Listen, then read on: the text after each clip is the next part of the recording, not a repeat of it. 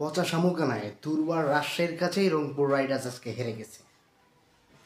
প্রিয় দর্শক, আমি মোহাম্মদ রিয়াজুজ্জামান আনাইস। আজকে রংপুর রাইডার্স এবং রাজশাহীর যে ম্যাচটি হয়েছে, একটি অল্প রানের একটি ম্যাচ, শর্ট একটাই 120 রানের অল্প উজির যে ম্যাচটি রাজশাহী আজকে রংপুরের সাথে যেভাবে ডমিনেট করে জিতেছে, সেই ম্যাচ নিয়ে কিছু বলার জন্য আজকে এসেছি।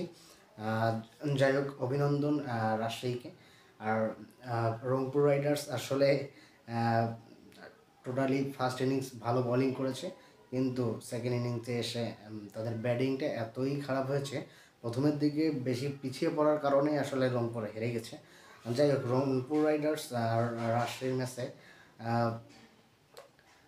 রংপুরের আসলে কী যে হলো, যে মনে হইতেছে যে ওভার কনফিডেন্সেই ওরা হেরে যাচ্ছে। কেন যে এরকম হচ্ছে, যে রাজশাহী অনেক দুর্বল টিম, রাজশাহীর এই দুর্বলতা চিন্তা করেই কি হারছে, নাকি মানসিকভাবে কোনো সমস্যা, এটা আসলে বোঝা না। যাই হোক, রাজশাহী আজকে রাজশাহী দুর্দান্ত খেলেছে, দুর্দান্ত বোলিং করেছে, এবং মাঠের যে অ্যাডভান্টেজ সেটা কিন্তু দুরন্ত দুর্বার রাজশাহী সেটা নিয়েছে। সো যাই হোক, ওভারঅল রংপুরের সেরা পারফরমেন্স সাইফুদ্দিন, 2টা উইকেট এবং 52 রান করেছে।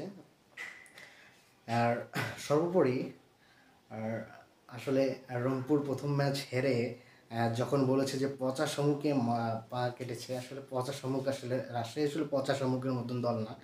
রাজশাহী দুর্বার আজকে রংপুর আর রাজশাহীর এই ম্যাচটি দেখতে রংপুর থেকে অনেক আমাদের ছোটো ভাই গেস্টরা এসেছিল রংপুর টিমটাকে সাপোর্ট করার জন্য। দুর্ভাগ্যবশত তাদের আজকের দিনটা আসলে আনলাকি ছিল, তাদের জন্য আসলে সমবেদনা আমি জানাচ্ছি। যাই হোক, প্রত্যেক ম্যাচেই আসলে আমাদের চেষ্টা থাকবে ঘুরে দাঁড়ানোর। আমাদের রংপুর রাইডার্সের জন্য শুভকামনা থাকবে, এবং আমাদের যে সকল ফ্যানরা রংপুর থেকে ঢাকায় খেলা দেখতে আসছে, তাদের জন্য অনেক অনেক শুভেচ্ছা, এবং তারা এভাবেই প্রতিদিন আসুক, টিমকে সাপোর্ট করুক। আর রংপুর রাইডার্স তাদের প্রথমের যে জয়ের ধারাটা, সেটাতে আবার ফিরে আসুক, সেটা আমরা কামনা করি। যাই হোক, রাজশাহী একটি ভালো একটা পজিশনে এখন পয়েন্ট টেবিলে চলে এসেছে। আর সর্বোপরি রাজশাহী আজকের এই ম্যাচটা জেতাতেই পয়েন্ট টেবিলে একটা ভালো যুদ্ধ আমরা দেখতে পাচ্ছি। যাই হোক, বিপিএলের ম্যাচটা যেভাবে হোক, বিপিএলে অনেক অনাকাঙ্ক্ষিত ঘটনা ঘটছে, তারপরেও বিপিএলটা জমে উঠতেছে। আমরা চাবো যে বিপিএলটা এইভাবেই জমজমাট এবং জমে উঠুক, এবং সর্বশেষ খেলাটা সুন্দরভাবে যেন শেষ হয়, আমরা সেই আশাবাদ ব্যক্ত করব। আর রাজশাহী আজকে কোনো বিদেশি প্লেয়ার ছাড়াই খেলতে নেমেছে।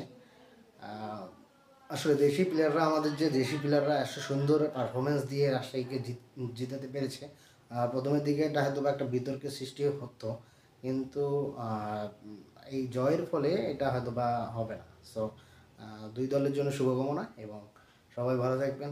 দেখা হবে আবার নতুন কোনো ভিডিওতে। সে পর্যন্ত গুড নাইট।